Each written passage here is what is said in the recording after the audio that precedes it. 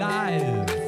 Welcome to Trending. Welcome to the live stream. Welcome to the pre-show. This is where we take a bit of time before the show starts just to, start a bit, have a wee check in with you. And so for those who are just discovering the stream right now, maybe this is the first time, let me tell you what you're in for. We're going to go through some of the news stories from over the last week and find out which ones were the most popular with people. As to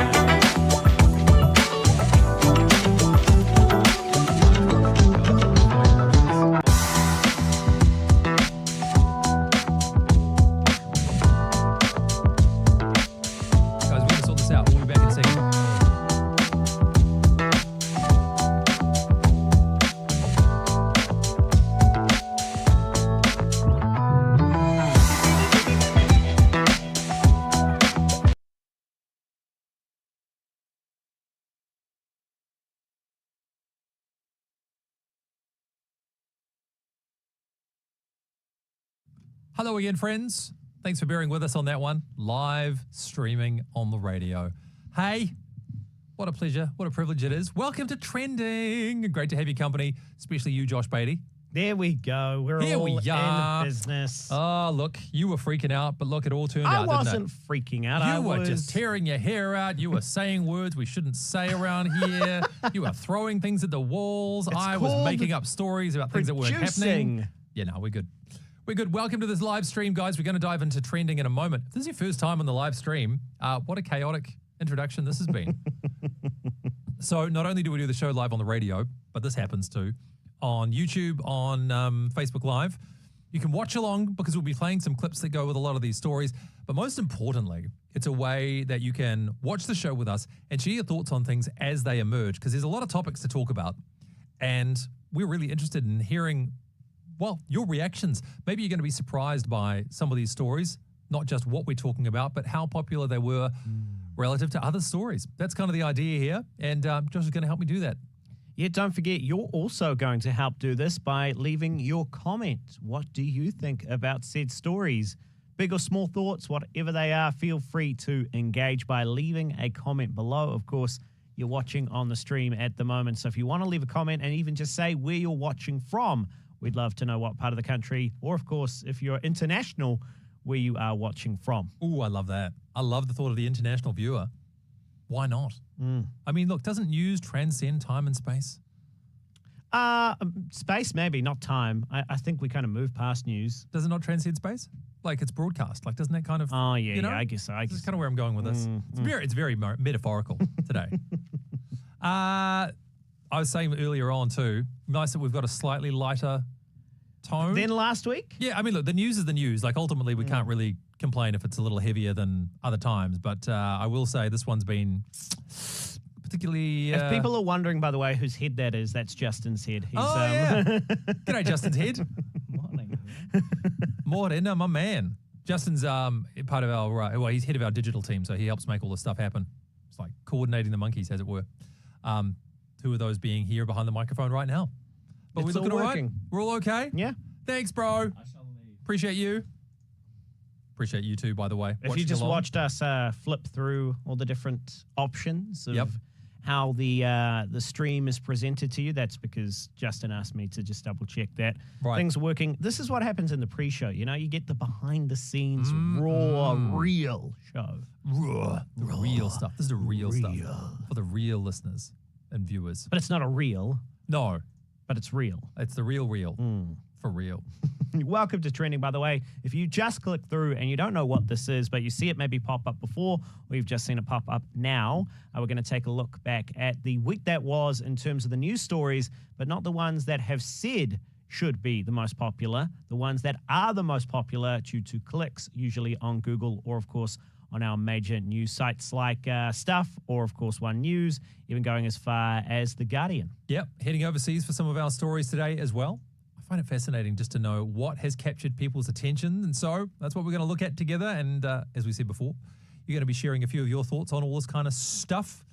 I'm always so tempted to give away some of the things that are in here. I will say one that won't shock anybody by the nature of the search term, but its position might surprise you.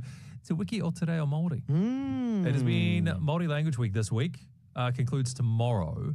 But are we guess yourself, maybe within the top 25, where do you think it turned up? It's pretty prominent. This is maybe a classic. I'm giving away a bit already by the way I'm talking about this, I know. But it does reflect a lot about what trending is about, because it's very prominent in our weekly news this week. But do you think that lines up with maybe people going to look more info about it? Perhaps, maybe not. Top 25, what do you reckon? Number 1? Number 25? Somewhere in the middle? Give us your guess. Yeah, feel free to leave a comment below. Where do you reckon Te Wiki o Te Reo Māori Language Week appears in the search results over this week? It is currently Māori Language Week. Kia ora. Thanks for joining us. Great to have your company. Kei te pēha koe. Kei te pai. Kei te pai. Interesting, I wonder how this is going to work with as generations age throughout New Zealand. Like, my wife's from Malaysia, as I've talked about a lot, and they are very much a multicultural society there, where her family being Chinese, Malay, they speak Mandarin Chinese, a bit of Hokkien as well, which is another Chinese dialect. And then being in Malaysia, you also have to speak Malay, Bahasa, and then also speaking English. If you want to be able to work anywhere in the world, then English is... So they're basically 3 languages just by default. And we do make a lot of hay out of complaining about whether or not we should have 2 official languages in New Zealand and how long we should be learning them in schools for. I mean, I think there's certainly a point where maybe, you know, you certainly need to have some compulsory Māori in our schools, but does it have to be all the way through until, say, was it year 13, or can it be up until, say, the start of high school, or maybe up to, maybe you get to year 11 or whatever? That could be an interesting point of conversation. Maybe we should ask that a bit later on. I think I would have benefited from a lot more te reo taught in school. Sure. I find myself as a broadcaster wanting to make sure I articulate and pronounce my reo correctly, but it often can lean into me avoiding the stuff I don't know. Yep. Rather than just giving it a go. Yeah, 100%. And it's one of those things where people tell you, oh, just give it a go. But then we see kind of what happens when some people do give it a go and it doesn't quite fly. And then people say, oh, just give it a try. It's fine. And then somebody gives it a try and I had a chat a little while ago with Nahiwi from the Māori Language Commission. Cool. And one of his conversations was not only encouraging those who are not fluent in reo to give it their best, yeah, but also encouraging those who are Māori to be encouraging and gentle with those when they do make a mistake. And both sides of the story coming to the table You know what it reminds me of? Assisting each other. I think we talked about this before on the show, and we're about to dive in about 1 minute, but it does remind me a little bit of even how we have faith discussions in our communities. Because when people are first trying to find out about Christendom, there's a lot to get your head around and a lot you can get wrong. And sometimes I think we get a little too excited about, defending the faith to the point where we stomp anybody if their doctrine doesn't sound 100%, or we end up erecting more barriers than we are pulling down by being a little too, what's the word, vociferous. Legalistic? Yeah, there you go. So the principles apply across all fronts. But we're going to bring in the rest of the radio audience. Thanks for joining us on the live stream. Remember to get your comments going in the sections below, and time to bring in the rest of the Rima fame.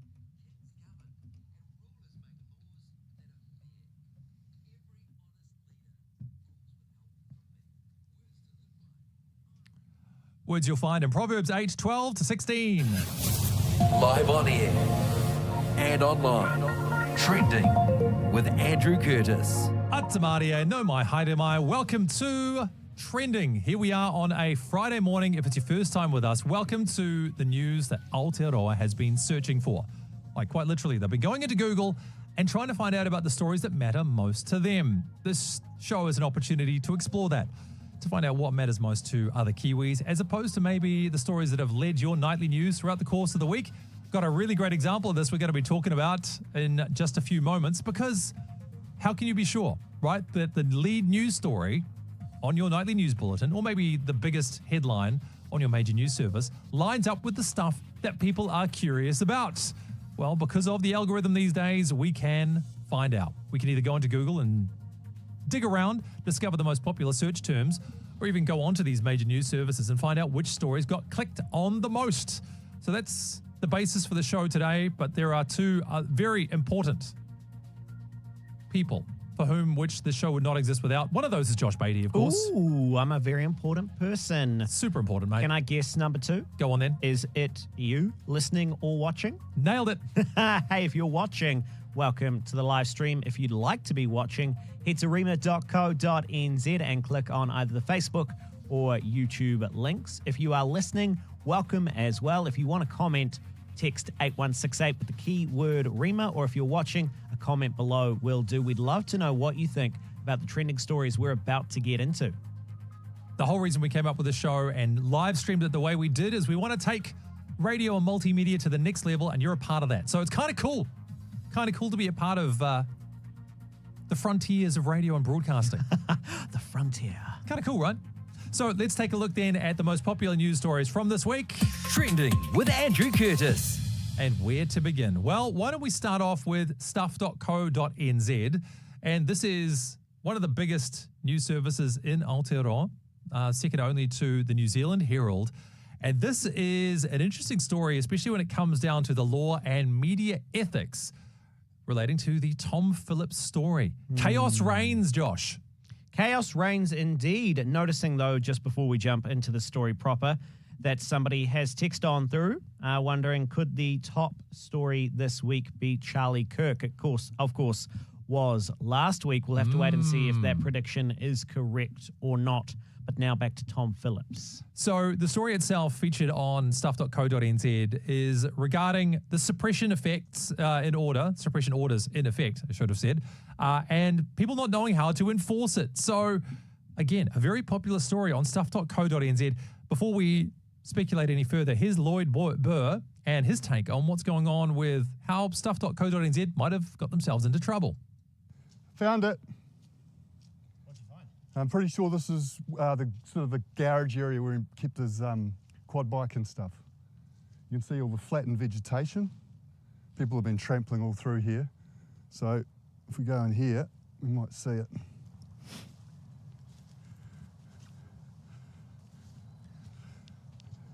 So right now what we're looking at is a video that was recorded at the campsite that was discovered after Tom Phillips was shot and killed by police after a shootout with them. Flattened ferns. Looks very similar to the photos that the police released of the garage. The quad bike was just parked in here. So we believe that this is the garage that Tom Phillips used to store his quad bikes and other supplies for the vehicle. It's just a few metres off the main road in reasonably dense native bush with pine around as well.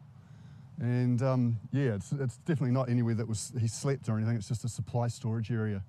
So Tom would have come up this trail here on his quad bike. He would have come up here, turned right into here, his little garage, driven in off the bush, parked it up. Then they would have come out, and this is the way up here into the bush to their campsite and sleeping quarters.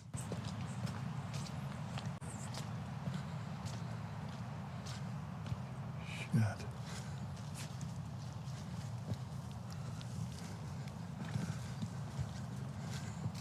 Look at this. Here's one of the poles. Sawn clean off. And I reckon potentially this might have been their sleeping quarters in here.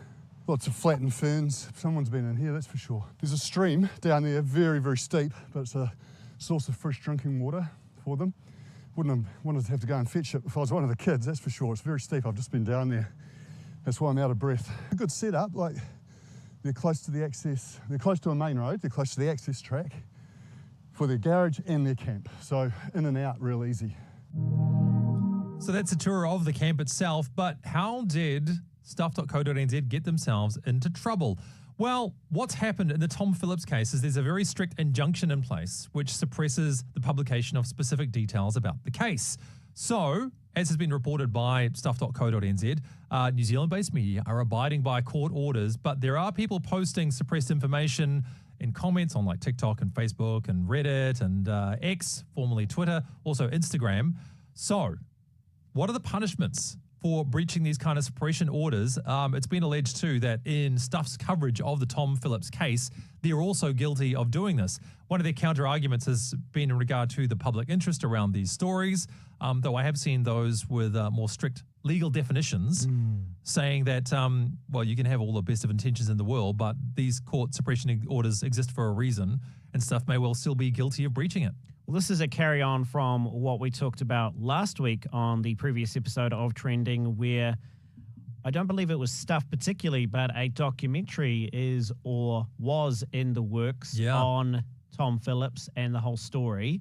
And there's been quite a backlash, particularly from the family on that. I mean, we just found ourselves watching an article where somebody has gone into the bush to show us around an empty now campsite of, I mean, not much to see really. Yeah. But we're so fascinated by the story that even that lick of information captures our attention. Yeah, it really does. And these things, suppression orders as well, are a really tricky business. And I say this from a legal perspective, as opposed to maybe a community-focused perspective here. I think a lot of stories break sometimes, and we can find it really difficult to stomach a suppression order, not always exactly understanding why. They can often appear to be in place just to protect the powerful, and so why are these given out so willingly and so regularly? So maybe in this case too, Stuff feeling that it was their prerogative to share this information ahead of time, and maybe they've overstepped the bounds on this one. But something doesn't feel right about it. I can understand why, if you're looking to preserve the integrity of the courts, you might want to make sure there's not too much information released ahead of time that might influence the jury, especially before they're able to hear it in the context of a full trial. But it just sits wrong, and I don't know if there's really a solution to that. No, does it sit wrong particularly because this story involves children? Yeah. Whereas when we see name suppression stories typically, and we talk about this issue, whether or not issue is the right word, it is usually a powerful person or somebody who has done wrong continuing to hide in the shadows because of name suppression or the extended effects of that. Whereas in this regards, you also talk about our human kind of desire for justice to see that carried through, even though, look, we'd love for also mercy to be served out when we're in a similar situation. Yeah, that's true. I think maybe that is why it doesn't sit as right. I think it's going to lead into some of the stories we're going to discuss a little bit later on here as well, and where living by principles might be a little harder to do in practice than it is to maybe do on the internet or when we're talking about other people. So we will continue to discuss a related issue later in Trending, but for now... Trending with Andrew Curtis. Something completely different, a movie that I know Josh has been waiting for.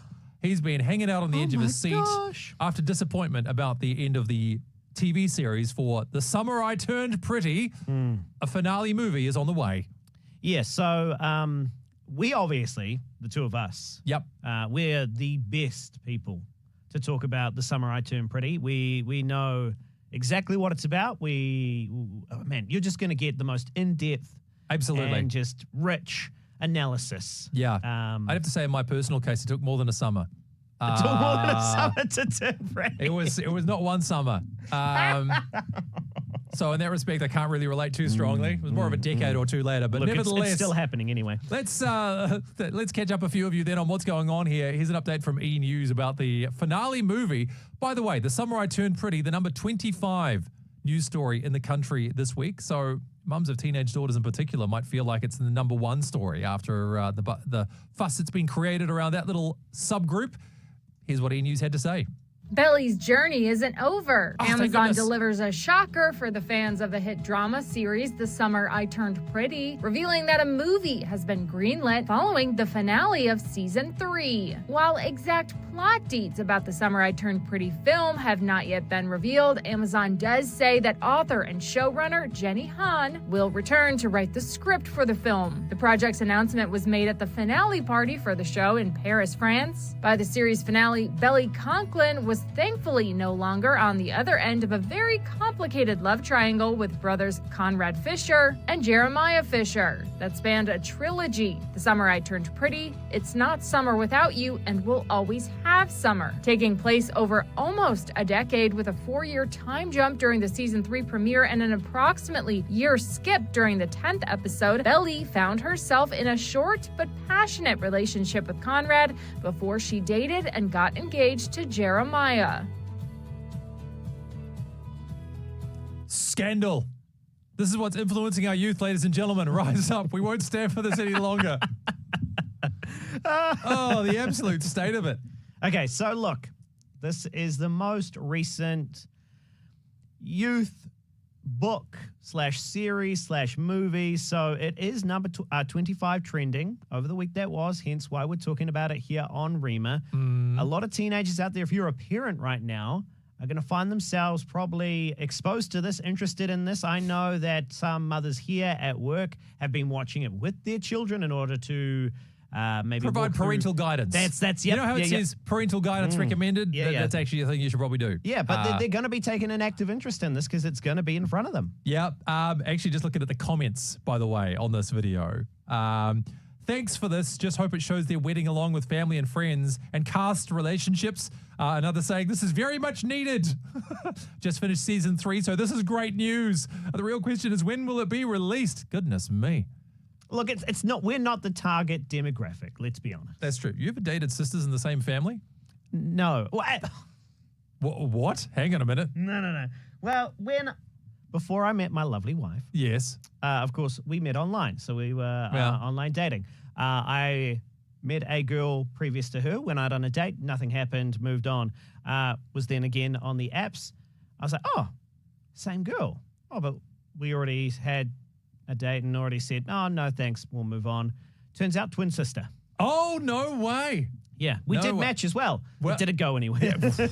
I just feel like, I mean, the premise for this just seems like a recipe for disaster, doesn't it? Well, I think that's the whole point. Yeah. That's why it captures the attention, because it's the drama. I do know of a couple where that kind of happened, where, you know, one guy dated one sister and then that didn't work out and he married the other one.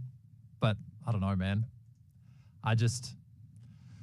You're a braver man than I. All to say, The Summer I Turned Pretty, the number 25 news story in the country over the last week. Has it been number 25 in your household, or has it been a little more popular than that? Yeah, feel free to get in touch, 8168 with the keyword Rima, or leave a comment below. Trending with Andrew Curtis. Now, here's a real shocker. Here is a real shocker for you. Te wiki o te reo Māori. Yes, we're talking about it early in the show. Early often means it's, not one of the higher-ranked search terms in the week. But would you believe, ladies and gentlemen, number 18. By the way, from us here at Trending, happy Te Wiki o Te Reo Māori, Māori Language Week. It's good to have you as part of the show. Yes, looking at the trending stories from the week that was, only number 18 this week as we take a look at one of our official languages. What does this mean, Josh? What does this mean? Been a lot of stories, though, that have filled our nightly bulletins over the course of this week. So we're going to take a look at one very quickly, and in particular, giving mana to names, Te Reo Māori, in sports commentary. Let's see how they covered it on One News this week. Tony Johnson says he won't stop using Te Reo Māori even if some listeners don't like it. He's one of a growing number of broadcasters embracing the language, a pathway forged by Māori pioneers who dared to speak it on air when few did. Our Māori Affairs correspondent Te Aotearoa reports. Up against them, an All Blacks team under siege. He's the voice behind some of our greatest rugby moments. Whirawa mai kia tātou katoa, tihe moriora. A voice that's increasingly embracing the language of this land. You talk about the forwards rolling up their sleeves and doing the mahi, or the backs having a little kōrero before the line-out takes place. Tony Johnson learnt early on why the correct use of te reo matters. My first 15 coach was a fellow by the name of Monty Ohia, and he was an inspirational character. He was the first person that really instilled in me what the importance was of the name. Pasifika names, like Māori names, they mean something. They represent a lot. They represent an origin, a family. Using the language has since become the norm on our screens. Ki wainga nui te kapa o Pango me te kapa o Afrika. Sky TV has been offering te reo Māori commentary for years. Sky pays the te reo Māori commentary the same as they pay their mainstream commentators. And te reo is now at the forefront of TVNZ's international cricket coverage. We put kupu through all of the graphics, so when you get a 4, for instance, 4 and far comes up on the graphic. In our titles, we have cricket action with Māori place names. But Hemana Waka remembers a time when Māori names were often butchered by broadcasters. It used to hurt me and my ears. In 1988, he became the first te reo Māori sports commentator. When I think about it, how many broadcasters out there, with all the hours that I've done, it's 100% in te reo. It's a fashion of mine, and you put some headphones in my ear, I'm ready to rock and roll. Nearly 3 decades on, There are always going to be people who won't like it, and I don't really care about that. mainstream broadcasters are doing their best to get it right. I don't want to let people down, people who inspire me. The words of an old coach still guiding him today. Te Aniwa Hurihanga Nui, One News. So again, that story for Māori Language Week, particularly talking about the role of te reo in sports commentary in Aotearoa, but a search term that is only number 18 in the country. Maybe a positive spin on this is the fact that we have become much more, we have embraced much more Te Wiki o Te Reo Māori, that the need to search for it doesn't exist as much. Maybe that's a hopeful, positive spin that I'd like to believe of Aotearoa. Yeah, I'm wondering if it is tending towards the same. We've certainly had more of a cultural reckoning in the last few years about the role of, well, first of all, te reo, but then also just our general awareness of te ao Māori anyway. Even within the walls of Rima Media, we've talked about this. We've had documentaries like Christianity and The Treaty. And this being a documentary that we put up on Shine, which, by the way, you can check out if you go to shinetv.co.nz. So that's been really cool. I won't say we're 100% there. And as you know, Tony mentioned there too, there are always going to be people who very strongly object. I'm always mindful of, yes, being aware of those things, but also not letting them represent more people than they really do. Often the loudest people get the most attention.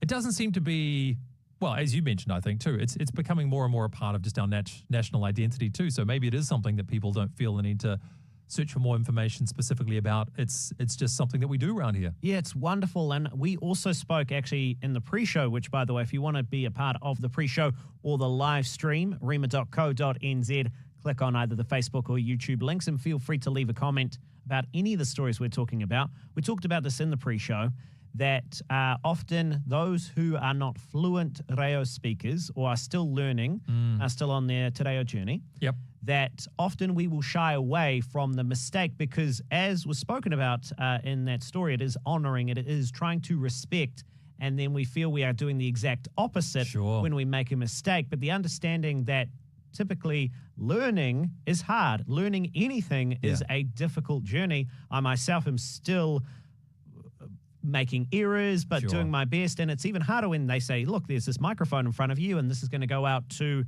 the nation. But if I don't continue to give it a go and learn, then it will never get better than it is currently now. You know, you've reminded me of one thing too, that there is some parallels between this journey and even when somebody is first trying to understand and embrace Christianity, that there's a lot to get your head around.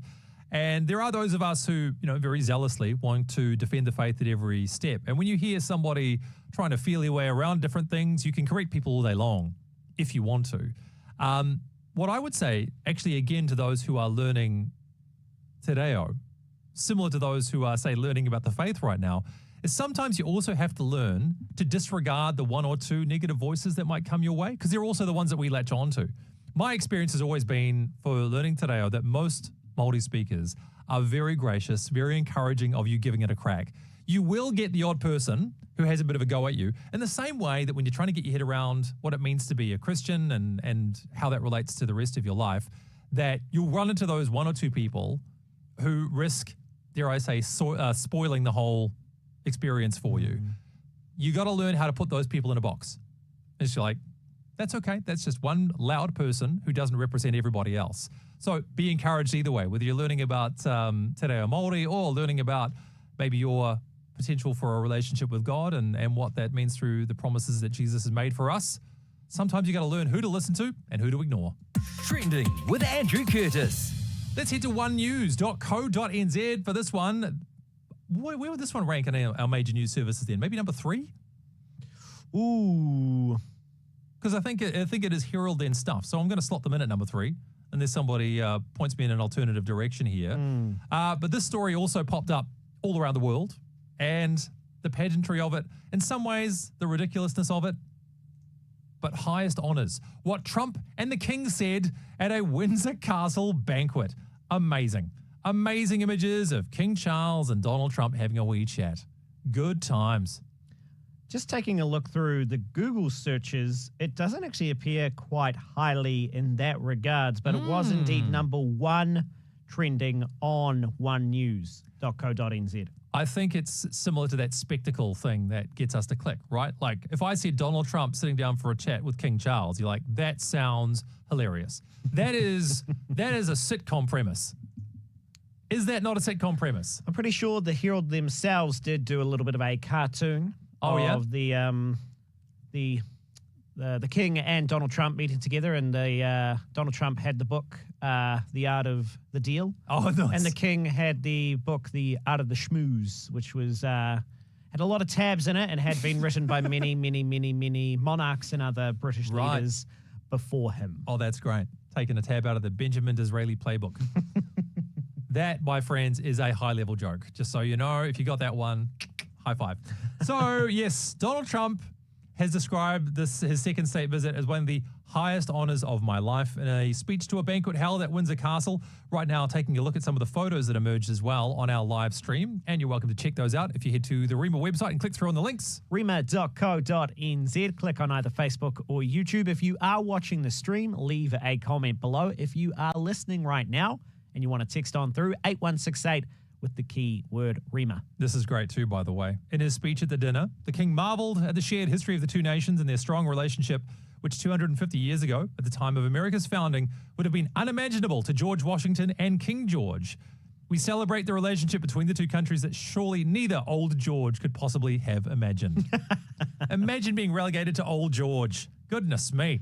So there you have Donald Trump, not popular in the search terms, but popular on onenews.co.nz. It's been a while since we've had a trending where Mr.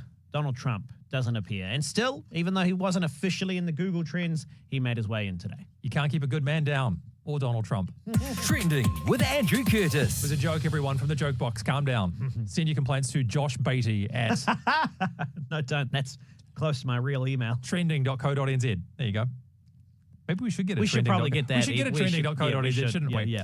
Let's continue to look then at the news stories that caught people's attention this week. If you've just joined us now on the radio, this is the news that Aotearoa has been searching for. In other words, when you go into Google and look for something, there's a record of that. The algorithm tracks it down, even though it doesn't directly tie it to your computer. Don't worry, I'm not reading your emails right now. We do get to find out right now. What stories. I do that in my spare time before I go to bed. We do get to find out what stories are the most interesting, the most important to others. And so this is our chance to reflect on those stories, whether or not it is a Google search or maybe just the activity that happens on our major news services like we just covered with Donald Trump and a dinner with King Charles. So where have we got to? Adolescence. This is a blast from the past. I mean, the recent past, but the past all the same. Well, this kind of connects, and I'm surprised that we didn't find it in the search results. The Emmys. Oh, yeah. Does anybody care about awards shows anymore? I think we've had this discussion before. Well, perhaps the Google search results show. We don't, because again, it wasn't Googled for, although Adolescence, which was up for many Emmys and won quite a few, was number 17 trending over the week that was. Yeah, and yet just wasn't that excited about it my own self. I can't say I made any time for it. So Owen Cooper has joined the ranks of other young performers who have, won themselves an Emmy. So he won this, of course, for Outstanding Supporting Actor in Adolescence as a troubled teen. Why was he only the supporting actor? I thought it was mostly about him anyway. I think it's mostly about his dad. Oh. That's what you get. That's what you get for not following. I haven't actually seen it. I do know of Adolescence, by the way, if you're interested and you've never heard about it before. Very tough watch, very brutal, not for children, even though Adolescence is the title. Yeah. I definitely recommend doing a bit of research before choosing to watch it. Yeah, and also, too, a little debate over the premise of the show in regards to, it's the online radicalization of a young man and what it causes him to do. But some have said that it also misrepresents how these things actually happen. So the conversation, a worthy one to have, but in the interests of Hollywood storytelling, then they're taking a few liberties with what we do know about what radicalizes young people online. So it's really interesting to try and hold those 2 points in tension, right? When you're looking to discuss something that is a real issue and, just quietly, there may be a matter of some online radicalization in our top stories for this week as well. We're going to get to in a moment. Do get in touch, by the way. Sorry, 8168 with the keyword Rima, or of course leave a comment below. Have you seen Adolescence? Did you choose to watch it? Did it spark a good conversation, a hard conversation in your household or not? Interested to know. Let's now take a look at the number 4 story in the Google searches. Trending with Andrew Curtis. Tyler Robinson. Tyler Robinson is the name. Now, earlier on, we got a text asking us about Charlie Kirk. Well, these two are related. Who is Tyler Robinson? Well, he is the one who assassinated Charlie Kirk when he was speaking at a university. Gosh, it feels like 100 years ago. It was only, a couple of weeks now? Yeah, we were talking about it as the number 1 story on trending last week. It rose there basically overnight, of course. It was an event that happened very late in the week, but still has captured our attention. But yeah, how news works, and it flies through a week away, but we're obviously still quite interested in this story as it unfolds. It also does oddly relate to the number 1 story this week, which we'll uncover in just a moment. But for now, there's been a lot of squabbling around Tyler Robinson and what his motivations were. It seems to have been settled now, but if you were following the story through the last week, it was, I struggle to find the right words for it, with political factions trying to own or disown this guy and what his motivations might have been.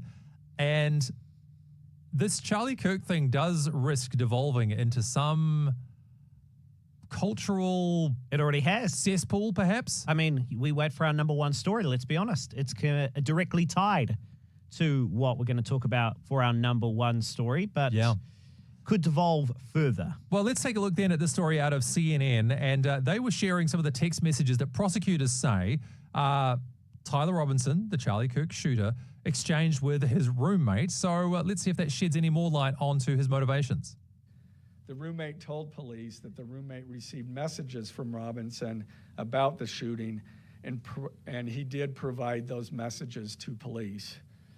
On September 10th, 2025, the roommate received a text message from Robinson which said, "Drop what you're doing. Look under my keyboard."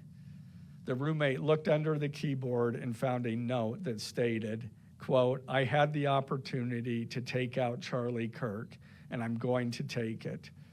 Police found a photograph of this note. The following text exchange, then took place. After reading the note, the roommate responded, "What? You're joking, right?" Robinson, "I am still okay, my love, but am stuck in Orem for a little while longer yet.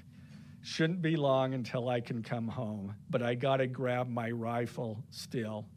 To be honest, I had hoped to keep this secret till I died of old age. I am sorry to involve you." Roommate, "You weren't the one who did it, right?" Robinson, I am. I'm sorry." Roommate, "I thought they caught the person." Robinson, "No, they grabbed some crazy old dude, then interrogated someone in similar clothing. I had planned to grab my rifle from my drop point shortly after, but most of that side of town got locked down. It's quiet, almost enough to get out, but there's one vehicle lingering." Roommate, "Why?" Robinson, "Why did I do it?" Roommate, "Yeah." Robinson, "I had enough of his hatred. Some hate can't be negotiated out. If I am able to grab my rifle unseen, I will have left no evidence." So those were the text exchange between Tyler Robinson and his roommate. Now, this roommate described as, according to the CNN report too, a biological male who was involved in a romantic relationship with Robinson. I've also seen some suggestions that this relationship was also with a trans male. So comments that were believed to have been uttered by Kirk that were denigrating towards the trans community have been then linked to motivations for his shooter. The one thing I will say in this regard too, and something that has been sparked by this tragedy with Charlie, was the way in which people are described online prompting real-world violence. And it speaks to issues of free speech, but even the labeling of those that we disagree with. Now, right now, it seems as though this is most commonly directed towards members of the right in America by the media, specifically regarding calling them Nazis or worse than Hitler or fascists and things like that. And so when you label somebody with a term like that, you'd have to think in your own world, there's a big difference between that person's a bit of a jerk to that person is a Nazi. Because if Nazis were suddenly turning up on the streets of Auckland City, that would make a very big difference to how I lived my life. That prompts a certain type of response. However, if we label a person with that title, well, what we've seen with Tyler Robinson is in some ways a very natural outworking of that. You devalue somebody, you label them as a Nazi, and then of course, well, how do you negotiate with a Nazi? The answer is, of course, you don't. Was Charlie Kirk a Nazi? No, not even close. Not even close. And in fact, many people have also regarded, when they've looked at the full context of a lot of Charlie Kirk's discussions, that he was very genuinely trying to have conversations with people that disagreed with him, although you would have to also say that he held what you'd say are pretty strong conservative opinions on things. I wouldn't suggest from what I've read that he was cruel or dismissive in most of the clips that I've seen. Of course, if you record your entire life and put it on the internet, there's going to be moments when certain clips blow up more than others and others lend themselves to being clipped in an unflattering way. Tyler's story does seem to be one of basically trying to respond to who he saw as an existential threat to those that he loved, that those that he cared for. Was this the right response? 99% of even, say, those who lived lives who were completely the antithesis of Charlie Kirk, we're even talking about, say, Democrats and other notable people in the US, have come out and condemned the shooting in no uncertain terms. But there has also been some equivocating around what Charlie's life was like, how you should or should not be able to speak about him. And, well, that does also relate to what will be our number one story, what the consequences should be for speaking about Charlie Kirk. But if you have some thoughts on this story as well and how it's unfolded, we would love to hear from you. 8168 with the keyword Rima, or of course, if you're watching on the stream or you'd like to find the stream, rima.co.nz, either the Facebook or YouTube links, and then leave a comment below. Trending with Andrew Curtis. Moving to number 3 now, the third most popular news story, and this we can say was regarding Google searches, but Robert Redford had passed away at the age of 89.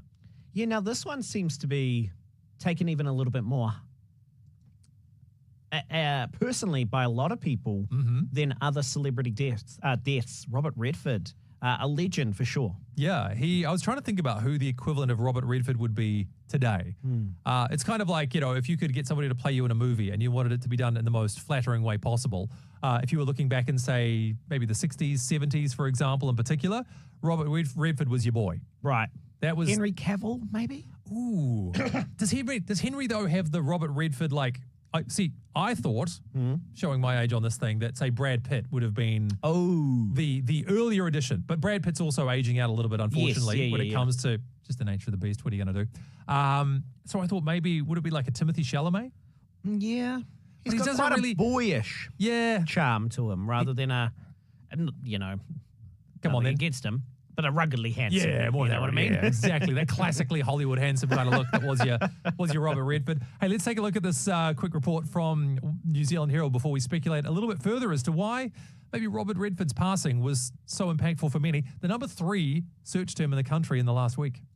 One of the world's most famous movie stars, Robert Redford, has died at the age of 89. He starred alongside other Hollywood legends of his era, including Barbra Streisand, Paul Newman and Jane Fonda. The Oscar winner died in his sleep in the city of Provo in Utah, south of Salt Lake City. Management agency Rogers & Cowan PMK has confirmed Redford was not only an actor and environmentalist, but he also helped found Sundance Festival, making it the powerhouse that it is today for independent film. Redford received the Presidential Medal of Freedom, the highest honour an American civilian can receive, from then President Barack Obama back in 2016. He's had some absolutely fabulous films, and All the President's Men, Watergate would have to be my favourite. So Robert Redford passing away at 89.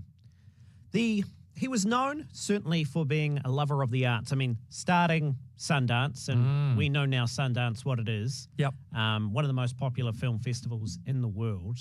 And potentially that is why his passing has been noted so highly. Number 3 trending over the week that was. He was certainly a movie star's movie star, wasn't he? Like the actor's actor. Yeah, that's right. And again, I'm kind of struggling to think of who would compare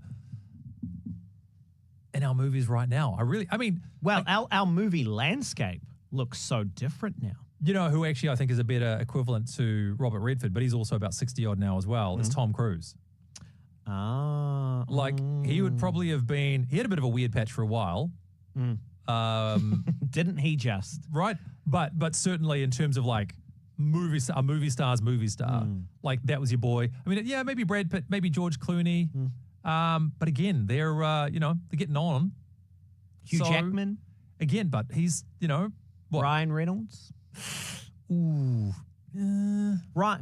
See, who goes into we need your help on this one, surely. if you haven't even commented on anything so far today, this is the one where we need your help. Get in touch, 8168 with the keyword Rima, or of course leave a comment below if you are watching on the stream, rima.co.nz, either Facebook or YouTube links. Who do you reckon is the equivalent of Robert Redford in 2025 after his sad passing? A legend, of course, number 3 trending this week. Trending with Andrew Curtis. And then at the last minute, a story came out of nowhere to take the number 1 spot in the country, the most searched for. And again, it connects with a few of the themes we've talked about today. But Jimmy Kimmel. Yeah, this one obviously unfolded a little bit like last week. Yeah. Unfolded very late in the week, but immediately rose to number 1 and is connected to our story earlier, speaking on Charlie Kirk, but more specifically Tyler Robinson. Yeah, so Tyler Robinson being the shooter, this is why I find this remarkable. Tyler Robinson, not as popular in the search terms as Jimmy Kimmel. Tyler Robinson was the man who was responsible.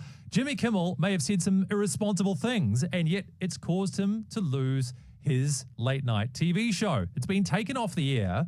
And so before we share any more on it, I'm going to play the actual clip where Jimmy Kimmel shared his thoughts about Charlie Kirk and what he knew of Tyler Robinson at the time. And then maybe we can discuss whether or not we think him losing his show was appropriate and what some of the other free speech consequences might be to all this. Here is the comment itself. We hit some new lows over the weekend with the MAGA gang desperately trying to characterize this kid who murdered Charlie Kirk as anything other than one of them and doing everything they can to score political points from it. In between the finger pointing, there was grieving. On Friday, the White House flew the flags at half-staff, which got some criticism. But that was it. The part where he labeled Tyler Robinson as a MAGA guy. MAGA, you know, the Trump-supporting Republicans being there connected to the shooter, and people saying, well, in this case, Kimmel saying that, well, actually, he was a Republican the whole time. And this was a huge part of the conjecture around the shooter before more information was discovered. Now it's been pretty well established that he was, in fact, more of a left-leaning anti-fascist, which incidentally has its whole other spin-off related topic where Trump declared Antifa a terrorist organization within America. Initially, they started off as kind of like a anti-Trump resistance movement, and connects to the earlier discussion we had too about labeling other people as fascists. Are they really fascists, or do we just disagree with them? I mean, the characteristics of fascism when it comes to nationalism, when it comes to militarism and authoritarianism, those three together are the three-found chord, shall we say, that binds together fascism. If I'm going to borrow a biblical inspiration for how we talk about this one. A lot of people, of course, have been unhappy with a lot of the things that Trump has done, but is he really a fascist? Some people are saying, yes, absolutely. I would just disagree. I don't agree. I think there's plenty of things that he's done that I don't like, but I don't think he's a fascist. And so when we start throwing these terms around, do we create the fertile grounds for, well, the response that we saw, you know, only a week or so ago, Charlie Kirk being shot by somebody who described him as a fascist, as somebody who was guilty of hate speech. But was that worthy of losing his show?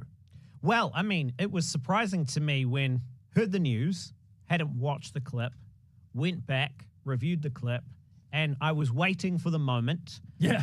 I was waiting for, what did he say? What did he say that prompted such a rug pull to remove this late night show that's been on for years, whether or not you enjoy Jimmy Kimmel or not? And I thought I'd missed it, or I thought that maybe it was so bad they couldn't broadcast it again. They wouldn't dare put it back up on the internet. No, not the case. So the argument that I've heard that supports Kimmel losing his show was that he knew that the shooter was not a MAGA-aligned person, and he was deliberately misleading the American public by describing him as such. That's the argument behind it. And so because he was deliberately doing that, he deserved to lose his show. Because the FCC, I believe it is correct. And so that would be a break of the code of conduct or whatever it is. Yeah. That's the justification behind it. Now, why this is interesting to me in a broader context is the wider discussion on free speech. We have been talking about this for a while. And again, I tip my hat to Andrew Urquhart, who has many times spoken to the Free Speech Union here in New Zealand and really reflected on the challenges of maintaining a commitment to free speech, especially when, you know, the boot is on the other foot. And I mean, there's a couple of ways to look at this one. What I will say that has become increasingly obvious to me is that it appears that hypocrisy hunting seems to be much more important than standing on principle.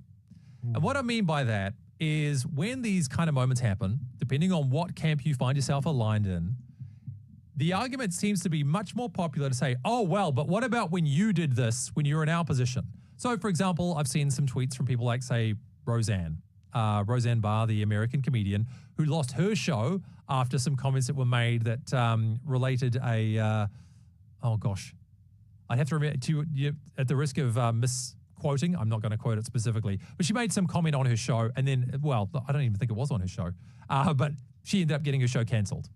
And now, this is happening with Jimmy Kimmel. And at the time, people were saying, oh, how can you cancel someone for free speech? They're just saying their own thing. Now, of course, shoes on the other foot. Those same people who said, well, you shouldn't be cancelling Roseanne Barr, saying, oh, but you cancelled her, so we can get rid of this guy. It's more about finding the hypocrisy from the other guys than it is about standing on our own principles, about people being able to share their thoughts. Should you lose your job for saying that you didn't like Charlie Kirk? Well, a lot of people have.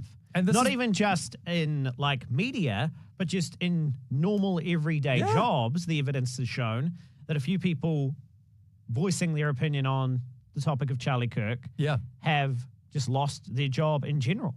Now, let me say this too, because I feel like some of the arguments around free speech get straw-manned a lot. And one of them being, well, if you believe in free speech, you believe anybody can say anything they want at any time.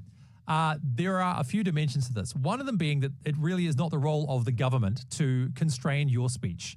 So, there should be nothing to stop you being able to say what you want to say. That's the argument for free speech, not necessarily people can say absolutely anything at all times. And there have always been, within the free speech argument, a couple of, dare I say, qualifiers to this, as opposed to being a free speech absolutist. One of those things being the incitement to violence. And the second being, whether or not you can willingly deceive people or say things that you know are not true. So those two things have not been defended even by free speech advocates. If you have have a look at some of the content we've put up with the Free Speech Union, you'll see that reinforced there as well. That has never been an element of their free speech defenses, that you can lie to people and say, well, I'm just lying, or you can incite people to violence and say, well, it's just my free speech. So here's where it gets a bit murky from my perspective. And again, you're welcome to share yours on this one. Some of the responses to Charlie Kirk have been a celebration of violence. Right. So these are the ones to me where I'm like, okay, these ones I'm a little bit more like, should you be able to say, should you face government repercussions for saying, I think Charlie Kirk should have been shot? No, I don't think you should get government repercussions. However, if you are inciting violence in that, as some people have been, it's been connected in the way they've discussed it, it's good that this happened. This should happen to all people like Charlie Kirk. That's when you are muddying the waters between, are you inciting more violence? And that is not protected by free speech. It's an interesting one, of course, because then the question is, how do you determine whether or not the person's motivation was to incite violence or not? And of course, this is all about being connected, loving our neighbor. This is all about the ability to actually have conversation and know whether or not that comment is horrendous, I think, regardless. But then there's all these many layers that how do we determine, especially when it's a tweet or a post or a clip online, internet hot take, how do we determine intent? Because before all this, there were many people who lost their jobs, for example, for tweets about, say, COVID. And whether or not people should be vaccinated or otherwise, what they thought about people like Joe Biden or Anthony Fauci, or the way that the US had handled a lot of things about the COVID response, right? A lot of people lost their jobs because of that. And at the time, the left cheered and said, yeah, these people are sharing disinformation and they shouldn't have a right to do that. It's completely correct that they should lose their jobs for this. Now, and those on the right said, no, how dare you? This is not a thing that we believe in, blah, blah, blah, blah, blah. Now, shoes on the other foot. Oh, but it's completely different this time because, somebody was murdered, as opposed to we were just talking about our access to vaccines and so on. Do you see how it's so easy to blur how we discuss this? Now, you might disagree on this front, and you're welcome to share your thoughts here as well. But this is what highlights a challenge from my perspective. When it comes to defending the principle of free speech, it's very hard to apply the principle evenly, and especially when, the shoe is on the other foot. I think you're quite within your rights to say that you didn't like Charlie Kirk. I think you're quite within your rights to say that there were things about him that you found reprehensible. If you did, people can argue about whether or not those things are even true, but you have the right to express them, surely. And if you do so, should you really lose your job for it? I struggle with this, team. I struggle with this one. I know there'll be people who feel differently here, but I just don't think you should lose your job for expressing that you didn't like Charlie Kirk. Hey, feel free to get in touch, 8168 with the keyword Rima, or of course leave a comment below. In fact, I would say find the stream if you do want to comment, because looking at the time, sad to say, Andrew, we probably need to wrap on up fairly soon for our radio listenership, but we will be continuing the conversation online on the live stream at rima.co.nz.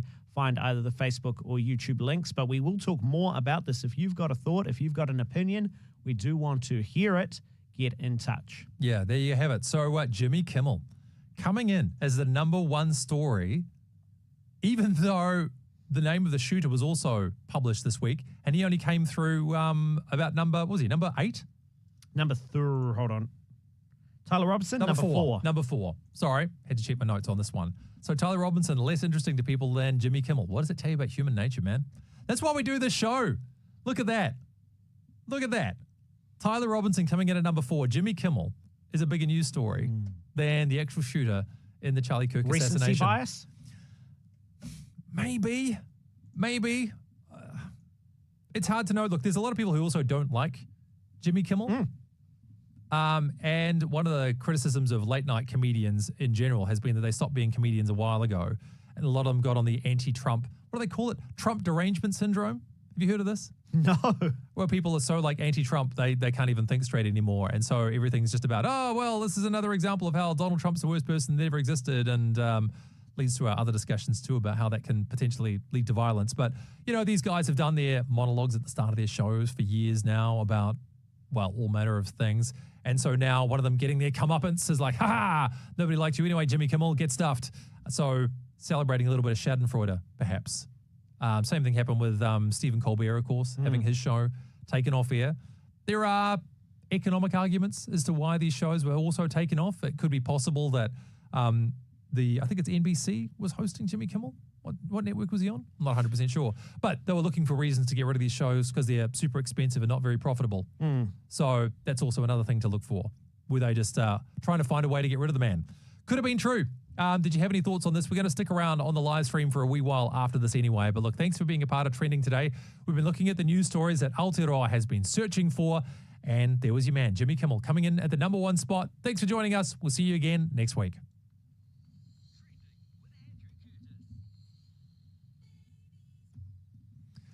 Well, that's us. Welcome again to the live stream members. A few more thoughts perhaps before we pack up our bags and get on out of here. But Josh, what do you reckon? Well, quite a few people watching at the moment, so do leave a comment below. I didn't get the opportunity to say, but I heard a comment from Phil Vischer, the creator of VeggieTales of all things. Oh, yeah, really? But also hosts a podcast called the Holy Post Podcast. Do recommend checking it out for yourself. He mentioned, so our two sides, the right, the left, however you want to define them, both find a justification for hate. Yeah, it's true. We do. And it's human nature, man. Yeah. Yeah. The right hate evil, and we will then label things as satanic or demonic or just in any way, shape or form evil, and then we justify the hate of that thing. The left will hate or intolerance. We do not tolerate intolerance, or we hate, and then anybody who is somebody that is hateful in their eyes, then that justifies the hatred towards them. And so in both cases, it flies in the face of the biblical narrative to love your enemy. So, that's a great. Can you do something for me? Do you want to grab Mr. Urquhart? He's out there in the hallway. Yeah, sure. He's going to be taking on after. I'd love to get his thoughts as well, just before we hand over the rest of the show to him. Because, again, we're just playing out ads and such for now anyway. Mr. Urquhart, come on in. We're playing our ads and things at the moment so that you can start your show on time. So we've got our act together in that regard. Just wanted to get your thoughts on this Jimmy Kimmel thing, man, because you've had a lot of chats with the Free Speech Union. Yeah. And what all this means. So what's come out of your chats with them? Well, nothing on the Kimmel thing because this has just dropped. Although, honestly, there was a tweet from Trump about a month ago which says Kimmel's next. So this thing, I think, has been played out for a long time. And honestly, the agency that called this, it's kind of like the Complaints Authority. You know how we have the those... BSA, the yeah. BSA, yeah. Sure. It's not like a major government department or anything. Those are the guys that say, hey, too much swearing in your show. Really? Yeah. So they are the ones that have pulled the levers that meant that Kimmel... The FCC, is it? Yeah. So they're not necessarily a big big wheel in government. Right. But they're the ones that have called the shots that has meant that Kimmel's career is over. Which, not great news for free speech, not great news for comedy. I was more of a Stephen Colbert fan myself, but that's also a loss to comedy and a bit of a tragedy. Sure. But Stephen Colbert, he won an Emmy this week. So there's kind of some justice in that, I think. But it's a weird thing, isn't it? Like we actually played out the comment that Kimmel made. Yeah. And it's the most, I mean, it was incorrect. It was certainly turned out to be incorrect. Yeah. But it certainly does show you, what a difficult principle to maintain free speech really is. Because, I mean, it's one thing to say you shouldn't have said that. Yeah. But to be like, oh, well, that's it. You can't speak anymore. But I think there's a different thing, sometimes in comedy, because it's not a news show, it's a comedy show. So there should be different standards. In a comedy show, you can say something which is, okay, you're fudging the edges here because you're playing it for laughs. That's what Kimmel does. Whereas we're talking about Donald, the Prince of Alternative Truth here. And hey, if we would have fact-checked not only Donald Trump, but his entire regime, I think they would be fine. They'd be found wanting. Honestly, double standard. Andrews, I should say, and for you particularly, Andrew Curtis, we did receive a comment based on something we were talking about earlier from Hamish on the live stream. I think that people who are losing their jobs are doing so because they have breached the conduct of the business or institute they belong to. And that is also what you were saying just then, Andrew Urquhart, in terms of it wasn't a government department that has caused Jimmy Kimmel to lose his job. It was actually the FCC. Yeah, the thing that I find difficult to wrap my head around with this, though, is it's one thing to express I didn't like Charlie Kirk. I think if your speech can be seen to be endorsing violence, then I can be like, all right, well, that's where I'm a little bit more like, okay, that probably is a breach. Yeah. But if it's simply, look, I didn't like Charlie Kirk and I'm not sad that he's gone, I don't think you lose your job for that. I really don't. Yeah. And honestly, I'm pretty sure that's not what Kimmel said. I suppose within the context of the show and the sort of play for laughs kind of stuff that they do. Some of it's a little bit edgy. Yeah. But if our comedy isn't edgy, maybe they're not trying hard enough. Come on. Yeah. I think people want to see what they, you're either believing or seeing, right? Yeah. And so for people who've been looking for a reason to strike back at comedy hosts who are making fun of their side for however long, seems like that might have been what happened here. But look, mate, over to you now for, the thoughts and comments side of today. Who are you talking to this morning? Well, I'm a bit nervous, honestly. Really nervous about this interview. Amelia Reid from Te Wānanga e Hurangi is going to test me on my reo at the end of Te Wiki o Te Reo Māori. And better you than me. Man. We did mention Te Wiki o Te Reo Māori. It was trending this week, number 18. though. Oh, man. Yeah. Okay. Come on, try better next time. That's what I thought. I don't even know what 18 is in Te Reo. That's my bad. And we didn't say either, so neither do we. Exactly. But yeah, a bit nervous about that. A little bit later on, going to be talking about the UN, strong statement from the UN in this last week about accepting Palestine as a state, what that's going to mean going forward. So yeah, I'm more nervous about the Reo than I am about the situation in Gaza. My bad. Yeah. Good on you, mate. Hey, look, we're going to hand over to Andrew then. Thanks for joining us on the live stream. Thanks, Hamish, for getting your thoughts through as well. Really appreciate that.